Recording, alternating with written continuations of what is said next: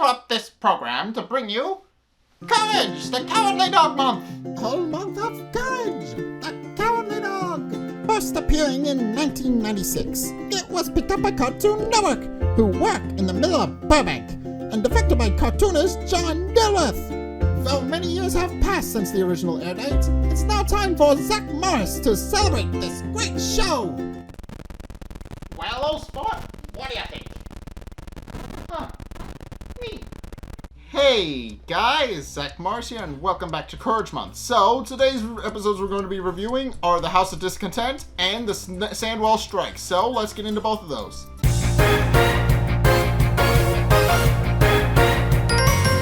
Okay, so this episode, the House of Discontent, actually brings up a very interesting point about Eustace. So, this episode kind of establishes something that has been kind of a recurring joke, but is outright stated in this episode. Eustace, so it's been a recurring thing that Eustace actually can't grow anything, and it finally comes back to bite him in the ass this episode. So it starts off with them actually performing a eulogy for a flower. Point with Muriel actually reading for the blessing from the harvest moon to actually try and get the flower to grow, while Eustace performs a ritualistic dance with a bell. One of his bells that he got from the Hunchback, presumably. But Eustace merely points out that he hasn't been able to grow anything on the farm in years, and decides that he's done trying, and then decides to actually go in and ask for something to eat. So, which causes Muriel and Courage to be a little concerned, because they decide that it probably isn't worth dwelling on right now, and decide to actually go inside. So Muriel actually prepares food while Eustace goes and prepares a bath for himself to actually soak before dinner. At which point, Muriel actually hears a voice. She hears a voice telling her to get out. Long story short, she hears the voice, but doesn't fully understand what it means until the door to the kitchen is suddenly locked and everything starts freaking out. So long story short, everything starts coming to life. Everything starts flying around, and the food starts chasing Muriel around the kitchen. With Muriel kind of crying out for help, trying to get Courage's attention because he's currently outside gnawing on the upholstery in Eustace's truck. Meanwhile, Eustace is preparing his bath. He hears the voice. He's listening to the radio, and he's complaining about the channels where he hears the voice but doesn't understand it's not coming from the radio at first. So he turns off the radio to try and get it to shut up. At which point he hears the voice again in the basement, and the room starts flooding, and the entire bathroom starts flooding and filling with water. At which point, Courage finally hears Muriel crying out for help, upon realizing that the door is actually locked and he can't actually get into the kitchen, he decides instead to climb into Eustace's truck and actually backs it through the wall so he can get in. And then, upon realizing that the threat that Muriel is actually dealing with is food, he decides to just eat it all, which winds up giving him a stomachache. At which point, Eustace then proceeds to join them in the kitchen since the bathroom is now flooded, and the weight of the water causes him and the bathtub to actually fall into the kitchen, and then all four, the family and the bathtub, then proceed to fall into the basement, with Eustace kind of complaining about how how rough and tumble they are, and Muriel asks if everybody's all right, with Courage just kind of complaining a little bit. At which point they hear the voice again telling them to get out, and they look around wondering who's actually saying it. At which point they actually meet the spirit of the harvest moon himself, who is revealed to actually be delivering the message. The spirit of the harvest moon merely tells them that they need to get out because or suffer the consequences, because, as he points out, Eustace has failed to grow anything their entire lifetime, including on the night of the harvest moon. But Eustace refuses to actually leave, and points out that he can indeed grow something, and points out that he is indeed a farmer. But the harvest moon, but the spirit of the harvest moon merely points out that he hasn't grown anything. He's never grown anything the entire time, and this does bring up an interesting point because despite it being his occupation of trade, Eustace, despite being called a farmer, Eustace has never been seen doing any actual farming. He's grown like one or two things every once in a while. They grew an eggplant, they tried to grow a flower, and also they grew a magic tree in their backyard, but the things that they've actually grown in their yard have been far and few between, and Eustace has never actually successfully grown much of anything. And Muriel then tries to plead with the spirit of the Harvest Moon, pointing out that it's been their home for a long time and that they really can't just leave. So the spirit of the Harvest Moon decides to actually give them one last chance to grow something, telling them that they have until midnight to actually grow something, or they either have to get out or suffer the consequences. And Muriel looks at the clock, which has also fallen into the basement with them, and points out that only gives them 10 minutes. So, but the Harvest Moon then simply tells them that they need to hurry up and work. But Eustace is outright refusing, pointing out that he doesn't think he can grow anything. That he doesn't think he can grow anything, and he is refusing to leave. And then just merely reiterates the point that he's a farmer and doesn't need to show off to the Harvest Moon, with Muriel and the Harvest Moon kind of just arguing with him about it, with Muriel pointing out that he's just being stubborn and is refusing to actually work. Whereas the Harvest Moon is just questioning Eustace's skills as a farmer, and points out that he can't actually grow anything. And Muriel and Eustace, encouraged, realizing that Muriel and Eustace aren't going to be able to grow anything if they continue to argue with the spirit of the Harvest Moon, decides to go out and try and revive the flower, realizing that it's their only chance to actually stave off the curse of the spirit of the Harvest Moon. So he tries in vain to actually try and get the flower to come to life. She puts it under a heat lamp, which is supposed to like simulate the sun to actually get to grow. He tries to transfuse water in it using a special pump, and finally he tries to pour water on it, but the watering can is actually empty. So realizing that there actually was a bunch of water in the basement, and also that the pipes are also currently leaking, which Eustace has kind of complained about a little bit.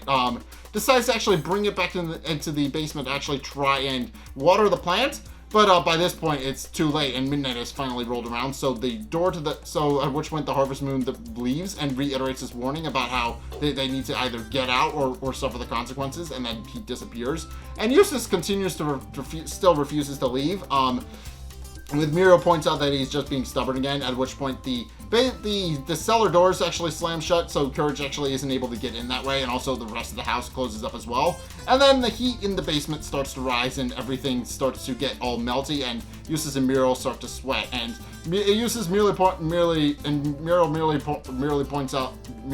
that it's getting too hot, and Eustace points out if that's his fault, it's his fault too, which Muriel points out that it's not the time to argue, but yes. So at which point Courage realizes he needs to actually find another way into the basement, and decides to actually dig a tunnel into the basement to actually get inside, and he does successfully do that, but he realizes now that the pipes have since dried up, and now they're just full of dust. But then he realizes Muriel and Eustace are sweating a whole bunch, and he decides that he can use Eustace's sweat to actually grow the plant and bring it back to life, and it works. He brings the flower to Eustace, runs it under his sweat for a bit, and the plant miraculously springs back to life, which Courage celebrates. And at which point the temperature actually returns to normal, and at which point Eustace and Muriel recover, and Eustace notes that the plant has actually bloomed, and he wonders if he did that, and Courage merely reassures him that he did. And Eustace is surprised because he didn't think he can grow anything, and remarks that the flower is actually kind of pretty. At which point the spirit of the Harvest Moon returns and tells him that that to this day he is indeed a farmer and has indeed grown something more than just a plant. And with that, the spirit of the Harvest Moon takes his leave and decides to never bother the family again. And Eustace doesn't fully understand what the spirit of the Harvest Moon meant by that, but Muriel merely interprets it that he not only grew a plant but grew something inside. But Eustace is a little stubborn about what it means and doesn't fully understand it, so he decides to just leave it alone.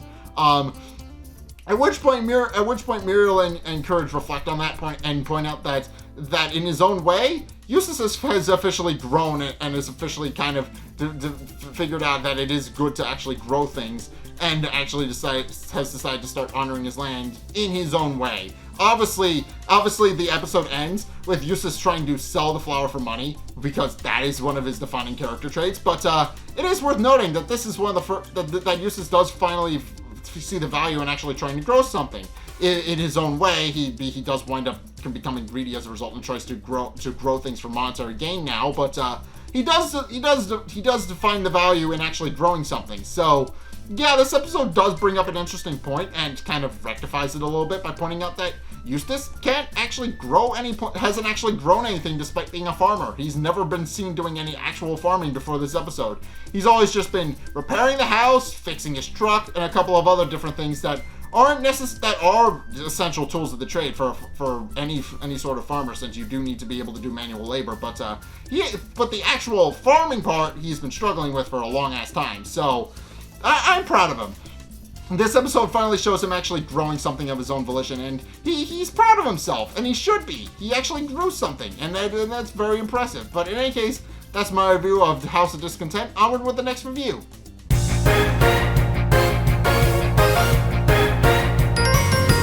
Okay, so this episode, The Sandwell Strikes, is actually kind of interesting in that we actually learn a bit more about Eustace's father. We actually learn a bit more about what he was like as a person back when he was alive, since obviously he's no longer around. It's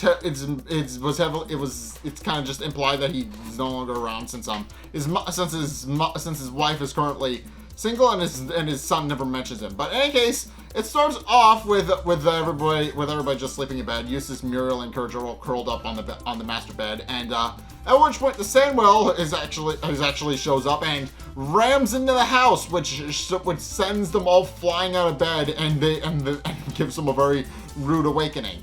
While Eustace is still is groggy, both from the fact that he just woke up and from the fact that he just got launched halfway across the house, it was wondering if it's time to get up yet, but Muriel merely points out that it's something shook the house, and they go out to investigate. At which point they see the massive dent that the Sandwell had actually left in the side of the house, and Eustace chalks it up to some neighborhood kids, which again, no neighbors, so obviously can't be that. But Muriel points out that no neighborhood kids could actually do that. At which point the Sandwell proceeds to charge straight at the house, and stops just short of them and emerges from the sand. At which point Courage cowers behind Muriel for protection. Eustace complains about the Sandwell being on his property and gets ready to go and leave and call the exterminator. But then the Sandwell says something unexpected, which is that it actually says "Icket Bag," which Eustace recognizes as his father's name.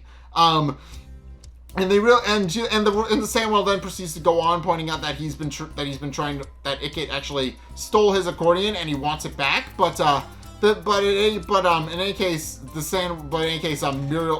Muriel points out that they must have had him confused for somebody else, since Icket is obviously no longer around. But the Sandwell insists that Icket is standing right next to her.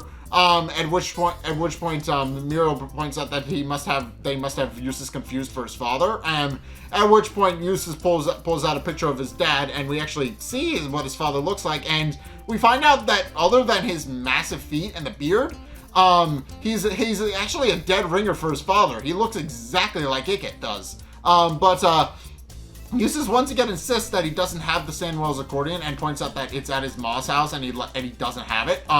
But the Sandwells insistent that Icket give him his accordion back, pointing out that Icket actually won the accordion in a crooked card game, and that the Sandwell has since been trying to track down Icket and actually get his accordion back, and so obviously that presents a problem, since obviously Icket is dead and he believes Eustace to be Icket. So once again, Eustace reiterates that he doesn't have the accordion, but the Sandwell doesn't take no for an answer and decides that he's going to get his accordion back one way or another, and then proceeds to smash his way through the house and chase him through the house as he tries to get his accordion back.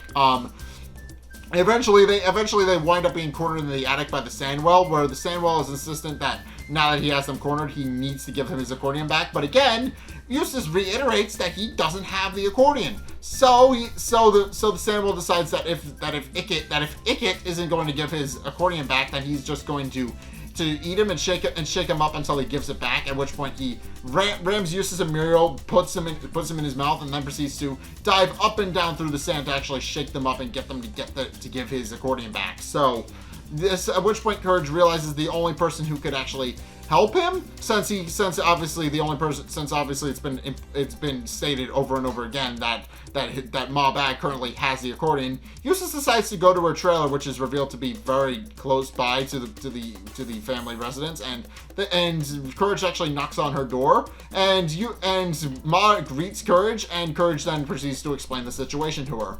Ma, completely understanding the situation perfectly from how Courage explained it, proceeds to invite him in, and then proceeds to explain that not only does she have the accordion, but that Ickett and the Sandwell were mortal enemies for the longest time, and that Ickett would always chase after him and try to hunt, and they'd always try to hunt one another. And at which point she reveals that he actually had a rowboat which he used to actually chase after the Sandwell, and decide that they're actually going to chase after it. So they proceed to get into the rowboat and row across the sand, as it were. The rowboat is apparently built. Yeah, the rowboat is just used to race across dry land. They proceed to actually chase after it, but they actually do wind up back at the house where they try to chase after the Sandwell, where they follow its path of destruction. And proceed to chase after all the tunnels that it's bored through the sand, which results in them getting blown up by the sand and actually winding up in a tree. And then they fall out of the tree, which Ma Bag then demands that Courage keep pushing. So Courage then proceeds to starts pushing, and they wind up rowing off a cliff because they wind up going backwards. But they wind up being completely okay and keep sailing after it. At which point Ma reveals her plan, which is that she's going to use the accordion to lower the Sandwell toward them, so that she can actually capture it, and pointing out that it's actually very big money. So she then starts using the accordion while Courage continues to pedal, and puts it back and pulls out her net and gets ready to try and catch the Sandwell again. And Courage, realizing he can use the same trick to actually try and placate the Sandwell, actually uses the accordion, starts playing the accordion so that the Sandwell actually hears it, while also rowing with his feet. But Ma discovers it and points out and scolds Courage, pointing out that she's not going to give him the accordion, that she's just going to bag the Sandwell. But Courage continues to try and play the accordion despite Ma's insistence to actually try and lower the Sandwell. And the Sandwell does indeed notice that the accordion actually does come after Ma and Courage in an effort to try and get his accordion back. Meanwhile, as the whale is actually chasing after them, we actually see inside the whale's mouth several times where it's revealed that the Sandwell has actually eaten several of the furniture in an effort to try and eat Ickett and Muriel. And in the process, Eustace actually found his chair and the refrigerator, and also Muriel actually complains a little bit that she feels like she's going to be digested. But in case, as Courage is trying to actually get the Sandwell to come to him, and Ma is trying to catch him, Courage eventually realizes that he's never going to be able to actually return the accordion with Ma trying to actually catch the Sandwell and keep him from actually playing the accordion. So he kicks her out of the rowboat, which she then proceeds to kind of panic about because she thinks she's drowning, but then she realizes she's on dry land, and then Courage actually tosses her a life preserver and keeps rowing while actually trying to still play the accordion to lure the Sandwell in to actually get him to get the accordion back. But eventually realizes this is a lot faster to walk and actually jumps overboard, at which point Ma reclaims the rowboat and chases after him. And then at which point the Sandwell and the boat and the rowboat are actually on a class collision course with one another, and Courage is smack dab in the middle, so he actually throws the accordion, which the Sandwell then catches in his mouth. And then as a thank you for giving his accordion back, he then proceeds to spit out some sand from his blowhole, which causes Eustace and Muriel to actually come tumbling out.